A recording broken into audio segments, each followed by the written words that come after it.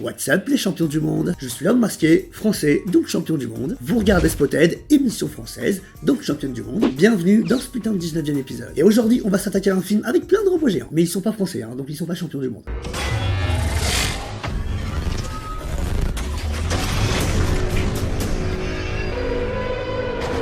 C'est reparti, voilà qu'on ressort les robots géants. Bravo, super original les mecs. Non, pas ce film avec plein de robots géants. L'autre film avec plein de robots géants.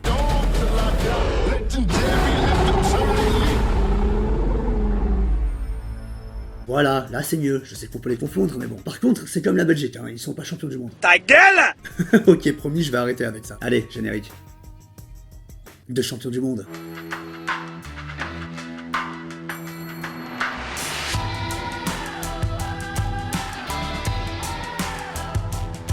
Allez, on va commencer cash, et le film a même pas commencé depuis même pas une minute, et je vous jure, 1 minute 45. Et il y a déjà un fort accord qui se glisse comme ça, discretos, avec le héros principal. Oh merde. Ouais, toi, ouais, c'est parce que vous êtes pas champion du monde, c'est tout.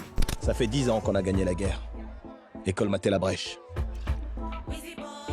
Le monde s'est reconstruit. Ah, c'était trop rapide. Pardon, on l'a refait. Regardez, là on voit le mec qui fait la fête avec une bière à la main, il danse et tout. Puis à un moment, il fait un tour sur lui-même, un gros plan, et là le mec, tiens, il a plus de bière. Pourtant, on le voit bien de nouveau avec juste après. Et d'ailleurs, on va continuer sur cette lancée, et juste après cette séquence d'intro, on arrive au petit matin, le lendemain de la soirée, c'est le bordel dans la maison, et regardez bien ces deux plans-là qui vont s'enchaîner.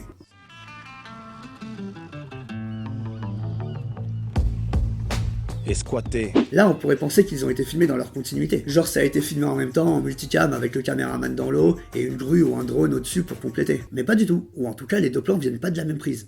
On peut le voir ici, quand on observe la fille, on remarque qu'elle s'appuie sur son bras gauche, alors que sur le plan en hauteur, elle s'appuie sur son bras droit.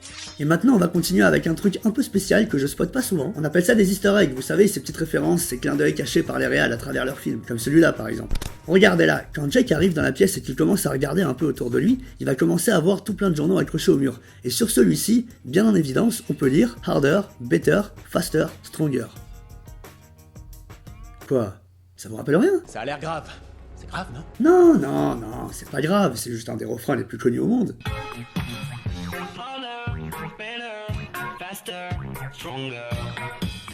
Et ouais, ma gueule, et en plus ils sont français. Donc ils sont Champion du monde! On est les plus forts au monde! La vie de ma mère! Non mais sérieusement, en plus je pense vraiment que c'est une référence à la musique. Surtout quand on regarde le clip de la musique qui est vraiment un peu dans la même thématique que le film. Et j'en ai trouvé deux autres aussi qui sont plutôt pas mal, mais on y reviendra plus tard. Mais là on va passer au prochain faux raccord, toujours avec le héros principal, Jake. Ce mec prépare son casse-dalle un petit peu trop bizarrement à mon goût.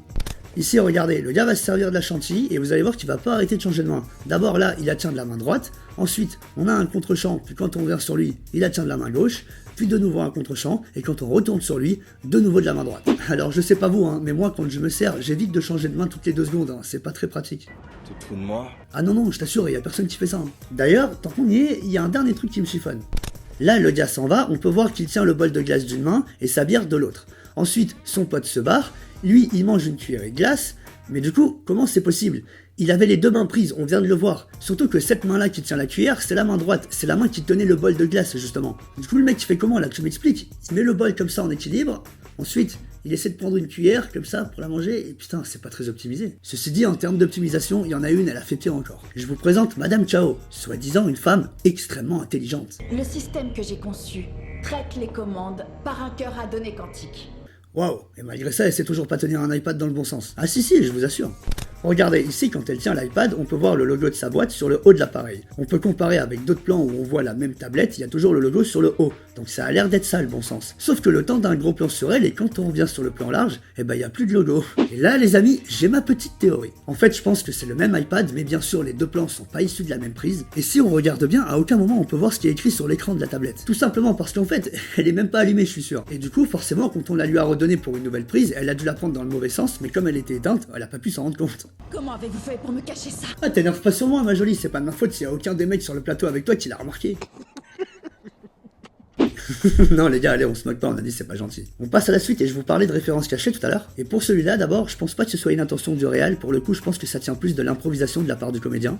Regardez bien la manière dont Jake se sert ses pépites. Moi, personnellement, ça me fait vraiment penser à Salt Bae. Vous savez, le même qui a fait le tour du monde ultra connu du mec qui met du sel sur sa viande. Je trouve que vraiment, il y a une grosse ressemblance entre les deux. À tous les coups, c'est un petit délire du comédien, je suis sûr. Et pour ce deuxième, une autre référence cachée, et là pour le coup, c'est un choix du réal, c'est certain. Parce que ce genre de choses, ça se décide pas au scénario, ça fait clairement partie de ce qu'on appelle la direction artistique. Regardez, ici dans cette séquence, pendant le combat contre le Kaiju à Tokyo, on voit ici un des bâtiments de Shao Industries. Donc l'entreprise qui construit des Jaegers, donc logiquement devant le bâtiment on peut voir en effigie une statue d'un Jaeger, sauf que non, ce robot-là, c'est pas un Jaeger. Lui, c'est Gundam, un robot qui représente Gundam, une franchise d'animation japonaise qui appartient au studio Sunrise, qui est super connu surtout dans les années 80, parce qu'il produisait plein de mangas du style mecha, donc avec plein de robots géants, etc. Comme par exemple, le très connu Goldorak. Allez, petite scène bullshit du jour maintenant. Et sachez que dans le scénario, il y a ce qu'on appelle des plot holes. Des bonnes grosses failles scénaristiques laissées sciemment par les scénaristes, parce que pourquoi faire un bon film quand on peut refaire un mauvais, et qui du coup donnent lieu à des bons gros bullshit comme on les aime. Oh non. Ah, toi tu vois de quelle scène je veux parler, t'as pas cru que ça allait m'échapper quand même.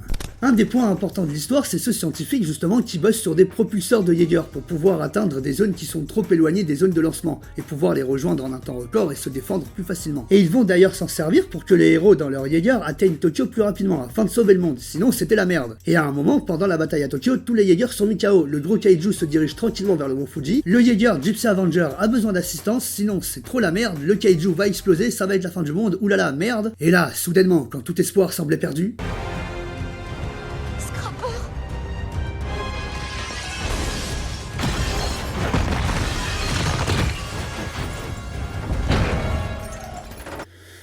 D'où il sort exactement lui? Non, parce qu'il était pas basé à Tokyo ce robot. Lui aussi, il était dans la base américaine d'où ils ont tous décollé tout à l'heure. Et en aucun cas on l'a vu lui décoller avec un propulseur. Alors c'est bien beau les arrivées surprises de héros, mais tu m'expliques comment lui il a fait pour arriver aussi vite? Non. Et voilà les amis, j'espère vraiment que cet épisode vous aura plu. Si c'est le cas, comme d'hab, tu sais ce qu'il te reste à faire, un abonnement, le petit like, un petit partage, ça aide toujours énormément. Nous on se retrouve très vite et surtout n'oubliez pas... On est champion!